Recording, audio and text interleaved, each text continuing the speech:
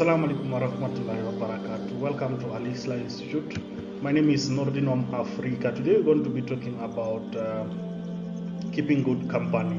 This lesson is mainly for the new Muslims. As you know that we come from different walks of life, and you find that you are having friends. You had friends before you became a Muslim. So now today we're going to be talking about how to keep a good company when you are a new Muslim.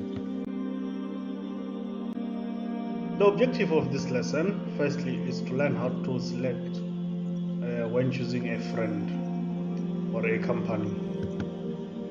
To be aware of the kind of amount that a person or a peer has an influence on you, and to know the benefits of choosing a Muslim friend. If now you would decide to join the fold of Islam, and you find that before you were drinking or doing unnecessary things or things that they are prohibited in Islam. Now, in this lesson, our objective is to make you aware on how you could choose a Muslim friend or a friend that is pious or a friend that you share common values, which is to uplift or to adhere to the rules and regulations of the deen, so that Islam doesn't become a barrier or doesn't become something difficult in our lives. May Allah grant us that opportunity, and may Allah make it easy for all of us, those that are new Muslims. Now, let us begin by looking, why does Islam encourage one to keep friends or close friends to those that practice the same faith, or choose friends whom they are Muslims?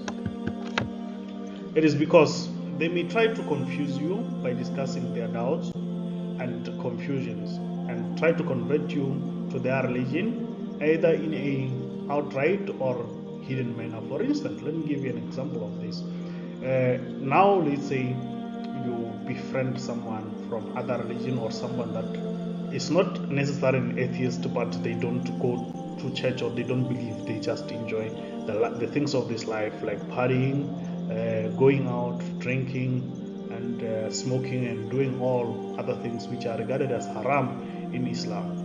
Now, if now you are a Muslim, or you just recently converted to Islam, and you still keep that kind of company, it is likely that their doubts on the existence of God, it is going to have a negative impact on your iman or on your faith, and you will end up being amongst those that are one leg in the fold of Islam, and one leg into the things of the world, or things of the dunya, such as a person that you find that this person is a Muslim but goes out partying, drinks, and if it's a man, goes around sleeping with women and everything, doing things that are regarded as haram or prohibited in Islam. Therefore, it is highly advised that when you keep friends with those that are close to you, or in terms of faith, so that you could encourage each other in the things of the iman. And one needs to safeguard their religion, and by doing so is by being selective when choosing a friend or a company. Let us look at the characteristics of a true friend. One should seek a pious and a knowledgeable Muslim who themselves are trying their utmost to adhere to the tenets of the religion. This has to do with, like, when you select a friend, select someone firstly that is pious. A pious person is the person that is having taqwa, or the fear of Allah, in their hearts, and they try their utmost best to live in ways that pleases Allah on their daily basis. Now, knowledgeable is someone that is having advanced knowledge than you as a new Muslim in terms of the things of the religion. Because Islam, the knowledge of Islam is like an ocean. Nobody can learn it all and finish it all. But in order to catch up, or in order to learn, to make learning easier, you need to find a knowledgeable Muslim, and then stick to that Muslim, and again he must be the one that is trying their utmost best to adhere to the tenets of the religion. They are the ones that are trying to move away from things that are regarded as haram or the prohibitions according to the religion of Islam into the things that are regarded as halal or things that are allowed in Islam. So these people, this kind of friend is a friend that indeed will lead you will make you a pious Muslim also, and inshallah will be the one, will be counted amongst those that please Allah because of your deeds. Islam is a religion that encourages really about one living a pious life and worshipping the one God, and also not associating any partners with him. Therefore, if now you have friends that don't regard or don't have taqwa, then you'll find yourself at the end of the day associating partnership with God or Allah, even though you are a Muslim. Therefore, the best way, firstly, a pious and a knowledgeable friend. These are two characteristics that initially, when you become a Muslim, you can look for. Now, since we are coming from the characteristics of a friend, now it's time for us to look at the examples of a friend. The first example we're going to give is the one that the Prophet Muhammad, may peace be upon him, said in regard of an evil companion. And the example of this is what he said. The example of a righteous and evil companion is like the one who carries perfume and the other who is a blacksmith. As the one who carries perfume, he will either give you some perfume, or you might buy it, or at least you'll find a pleasing scent or odor coming from him. As a blacksmith, either he will burn his clothes, or you'll find a hidden or a hideous odor coming from him. This is a friend, like this two type of friend. A friend that is a pious, like as we mentioned, a friend that is striving to adhere to the do's and the don'ts of the religion of Islam. You'll find that they are outmostly, whenever you're with them, they make your heart to feel calm. They don't put doubts in your heart.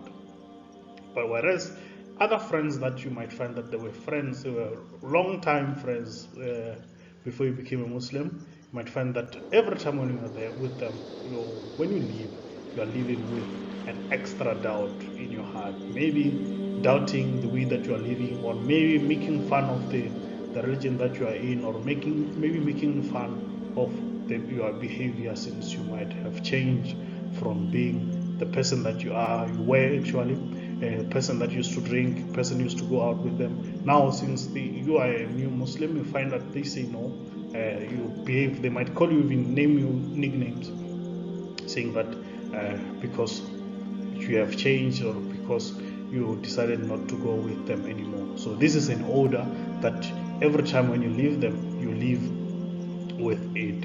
Therefore, now you can tell which one is which.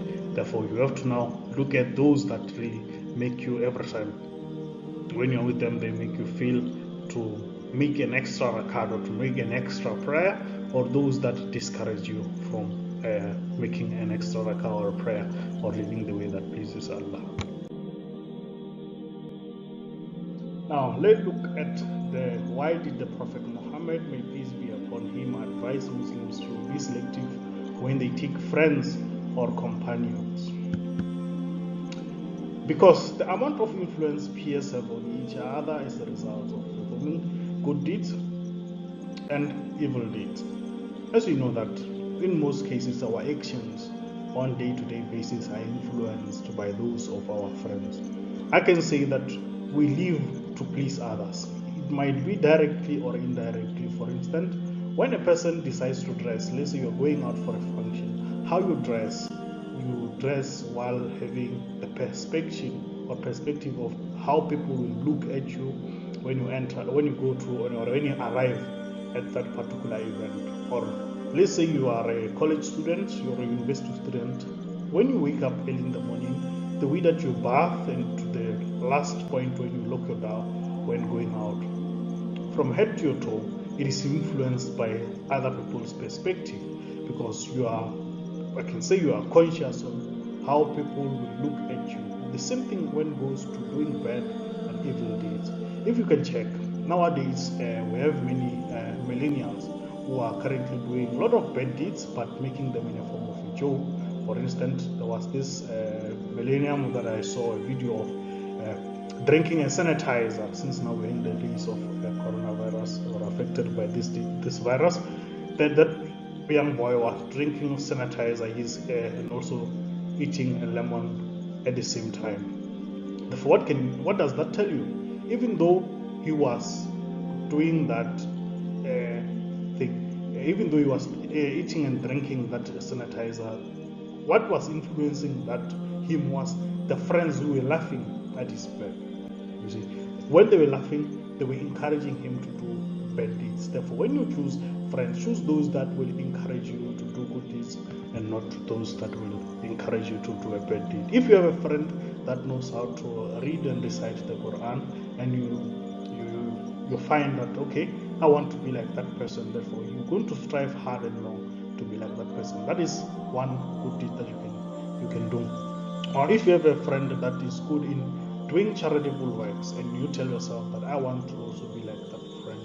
Like myself also, I had a friend, or still have a friend, that we encouraged each other in learning how many surahs we can recite. He became Muslim before me, but yet at the end of the day, I knew, or I strive to know many surahs than him. Therefore, that was a friend that was really encouraging me to do good things, because when you read the Quran and try to understand it and try to implement it in your life, it really influences the way or your behavior on day-to-day basis, and it discourages you to do evil deeds for the sake of friends, but do good deeds for the sake of pleasing Allah. That's all what we had for you today, but inshallah, let's meet again on our next episode, when we'll be discussing other interesting topic. Until we meet again, I say assalamu alaikum wa rahmatullahi wa barakatuh.